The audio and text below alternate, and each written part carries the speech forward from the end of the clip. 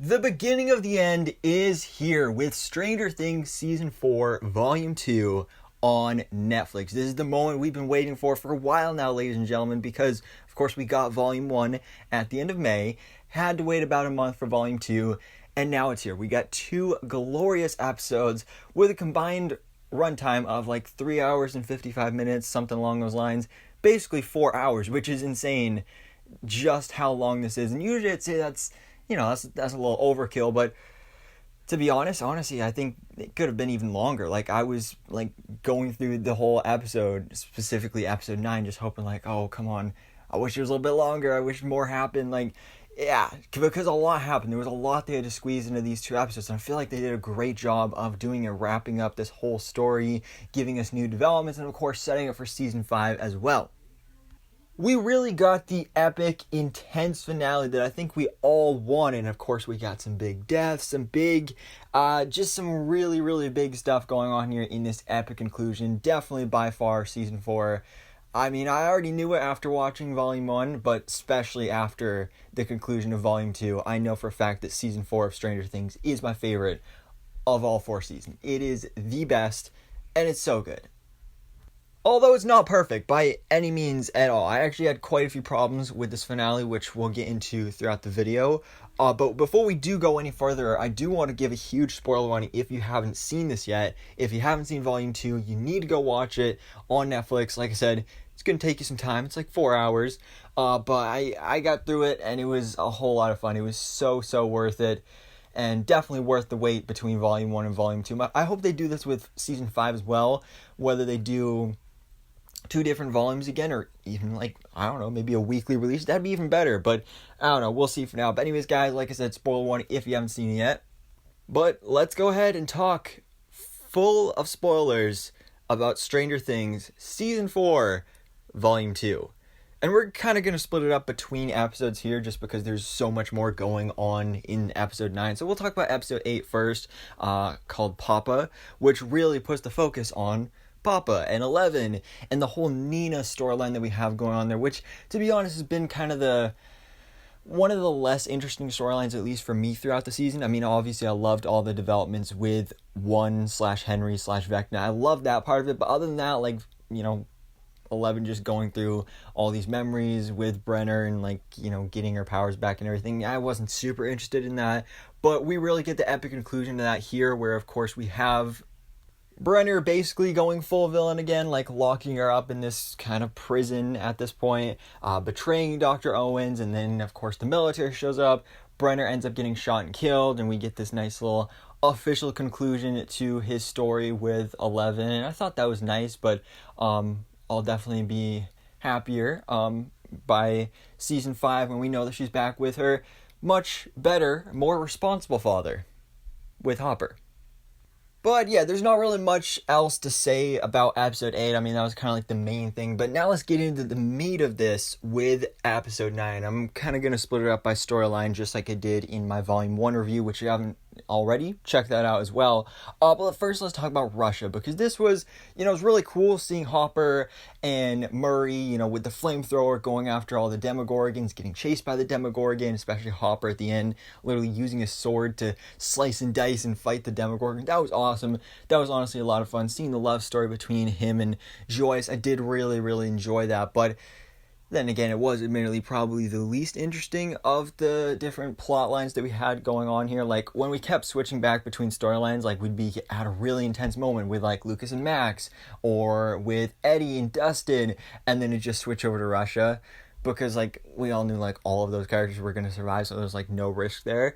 But it was still really cool. I still did really enjoy it. I'm glad, of course, that they, escaped Russia. We got to see them make it back to Hawkins in the end. I do wish we at least got to see, what happened to Yuri and Enzo, because, we never got to see how they ended up. We never even got to see a good conclusion for Murray. I mean, obviously, they're all still alive and they're all still out there, but we didn't get to see them post that, so that would have been nice to see. Now, as for the California storyline, this was another one of the weaker parts of Volume 1, but kind of came more into the forefront here in Volume 2. Of course, getting 11 to meet up with them, and really getting to see that Mike, he's definitely not the main character of the show anymore, but just seeing how strong his love is for 11 and that whole thing. But also, I think Will is really the big thing we need to talk about from the California group, because his storyline, I feel, kind of was disappointing, because we did get the reveal of his painting. It was him and Mike and all their friends fighting a dragon, playing D&D, all that stuff. Basically because, since season 2, he's just been feeling left out. Everybody has a girlfriend. They've all moved on from playing D&D. He just feels lonely now. And especially the fact that it's so obvious that he is gay and he has a crush on Mike. But then they never actually revealed it. I felt like that was a big build-up for his character in the season. I thought his painting was going to have a big relation to that. And especially in that scene in the car when he was showing Mike that painting, you could tell that when he was talking about Mike being the heart and all this stuff about how much 11 needs him and how much 11 loves him, you could tell that he was actually talking about himself. And you could tell that even Jonathan knew that in the front seat. And then when we did get that scene between Will and Jonathan, it was just a nice brotherly conversation, which obviously was great. I did love that. But when we saw that moment in the trailers, we kind of assumed Will is going to come out to Jonathan and that's going to be their embrace and he's super accepting of him and everything. And we do get that, but Will never comes out. We never get that confirmation. So that was just kind of disappointing to me. As for 11, though, of course, like I said, we do have her having that love with Mike, getting that reunion right there. We do have her big kind of rematch with Vekna, and that was definitely a lot of fun, especially getting to see more backstory on Vekna, because that was probably one of my favorite parts and one of the things that made Volume 1 so satisfying was those big reveals of Vekna, AK1, AK Henry, is that we get a little bit more reveal here of that when 11 originally sent him down into the Upside Down, he came upon a world where Demogorgons and these creatures were already there, but it was a realm untouched by man, and he saw just these crazy clouds up in the sky, and he thought that he could use those to his advantage, and he was the one that created the Mind Flayer. They kind of tried to make you think earlier in the season that Vekna is just the general and the Mind Flayer is the real big bad, but no, Vekna did indeed create the Mind Flayer. I thought that was pretty cool, a nice connection to Henry's obsession with spiders and why the Mind Flayer kind of looks like a giant spider. I thought that was pretty cool, and cementing Vekna as the main big bad of the show because he is the best villain. And really, really showed that throughout the season. But then this connects to our storyline with Max. Max, I think, still has to be my favorite character of the show. And she, just like in Volume 1, had a huge storyline here in Volume 2, specifically with Lucas. I love their romance. They're definitely my favorite couple on the show. I was super sad to see that they broke up, but they kind of get back together here. But also don't they basically admit their feelings for each other. I love how when she's talking about that happy memory and he's like, was I there? And she's like, yeah, you might be there. That was just a super cute moment. I love when they were in the Creel house and they were talking via writing on the notepad and everything, and they were like, oh, we should go see a movie Friday night, and I was like, yeah, sure. And she did the little drawing. That was super cute and adorable. I love that. I love that romance. But with Max, I fully thought she was gonna die, and she kind of did. This is the thing I didn't like about it. I hate that they basically teased us with it that all right, she's gonna die, she's gonna basically sacrifice herself, and she's got all these inner feelings of she wanted her brother to die, and she herself wanted to die, and she wanted Vekna to take her way. It was really dark stuff, and it was really building up to her death, especially getting all those flashbacks and everything, having her go back to that happy moment with her and Lucas at the snowball. That was some great stuff, and there were 3 different moments where Vekna almost killed her, and then he didn't. But then he did. And then he didn't. So I just feel it was kind of a cop-out, how she literally did die, but then a minute later, she just comes back to life. I just thought that was kind of weird and crazy. Because, like I said, she's my favorite character, so I'm not, super upset that she's alive. Obviously I want to see her continue, but I feel she should have died. And we'll get more into that later about, deaths in this show, but yeah, I just feel that was a little underwhelming and that she should have died. But then again, I'm glad to see their romance continue on in the future.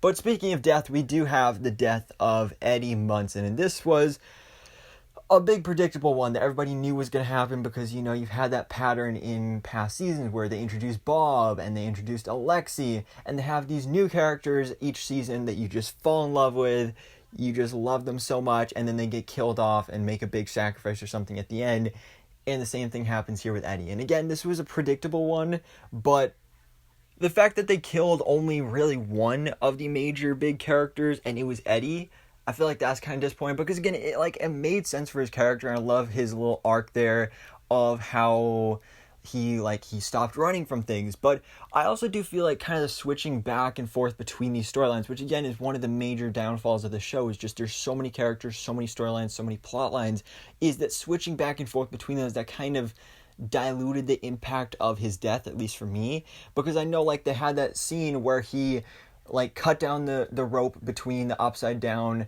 and the right side up, basically.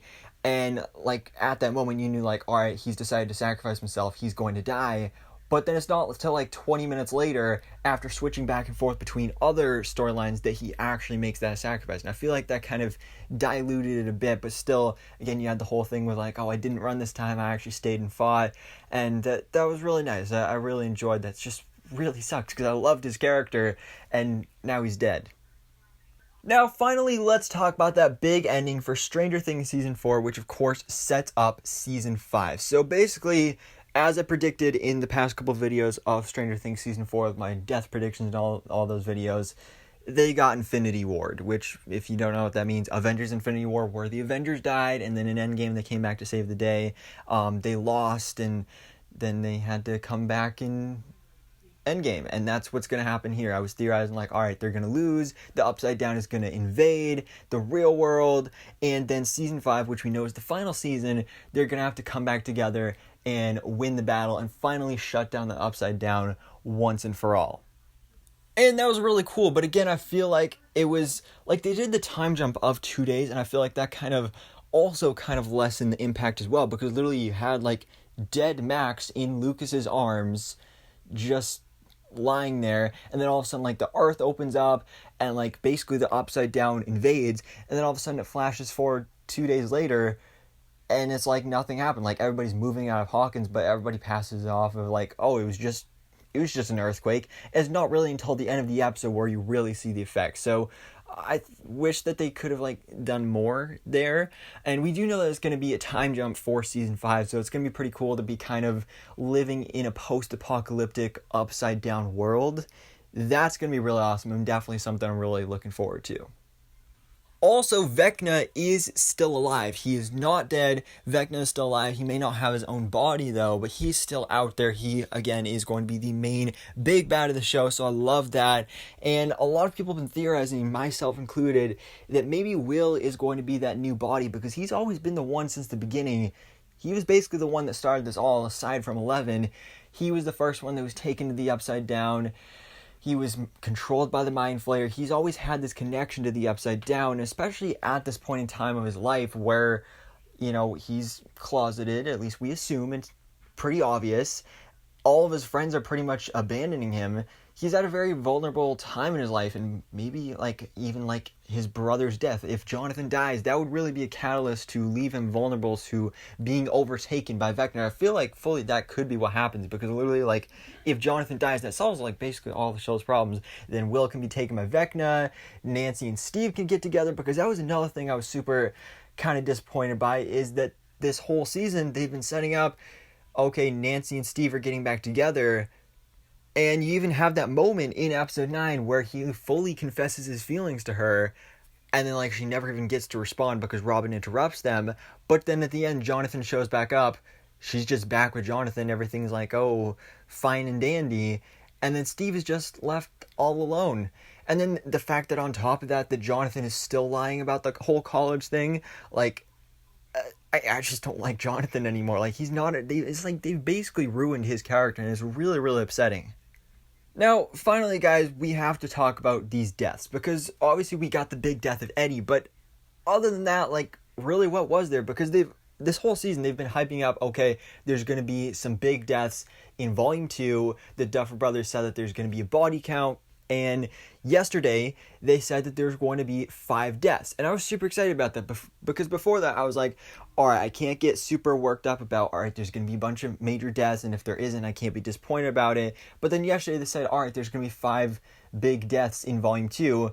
And then I started getting excited because I was like, oh, well, then I can't overdo my expectations because I said 5 people are going to die. But really, like, not. Like, I was expecting it to be like, okay, actually 5 big characters and 5 actual deaths. Like, my top 5 death predictions were Brenner, Eddie, Steve, Max, and Enzo. Two of those characters died. And I guess one of them technically did. But it was just super disappointing. I mean, like, everybody's been theorizing about this whole Steve thing, and I'm glad he didn't die. I'm glad Steve is still good, protect Steve and all that stuff. But still, it was just really disappointing because, I mean, technically there was 5 deaths, but basically not really. I mean, if you're, like, really counting, you got the death of Brenner, you got Eddie, Jason died, which, that was all right. But speaking of that, I did really love that fight between Jason and Lucas. That was great. But yeah, Jason died. And then, like I said, Max technically died. But then for the 5th one, like, who are they even counting? Like, are they going to say that Vekna died? Because we know he's still alive, but, like, I guess his body died. So I guess that'd be the 5th one. But I just feel kind of disappointed that, like, they were really hyping up a bunch of big deaths, and then it was pretty much just Eddie and, like, kind of Brenner. But Brenner wasn't really even, like, a huge death either. But that is really my biggest complaint, and it is kind of my fault for just getting my expectations up so high. Other than that, I loved it. Again, Stranger Things Season 4 is definitely by far my favorite season. I absolutely loved it. I loved it the way that they wrapped up the storyline, and of course set things up for Season 5, where now we're going into the future with a post-apocalyptic storyline with the Upside Down taking over our world. That's going to be really cool. Definitely a lot of fun. Season 4 was amazing. Great development for these characters. Great villain with Vekna. Just some overall really great stuff going on here. So now, anyways, guys, let me know your thoughts in the comments below. What did you think about Stranger Things Season 4, Volume 2 on Netflix? Did it live up to your hype? Were you expecting those deaths? Were you expecting more deaths? What do you think about the cliffhanger and the teaser for Season 5? Let me know all your thoughts, theories, and predictions in the comments below for Season 5. But for now, guys, thanks so much for watching. Please drop a like if you enjoyed this video and hit the subscribe button so I can keep you up to date on everything that goes on in the movie life.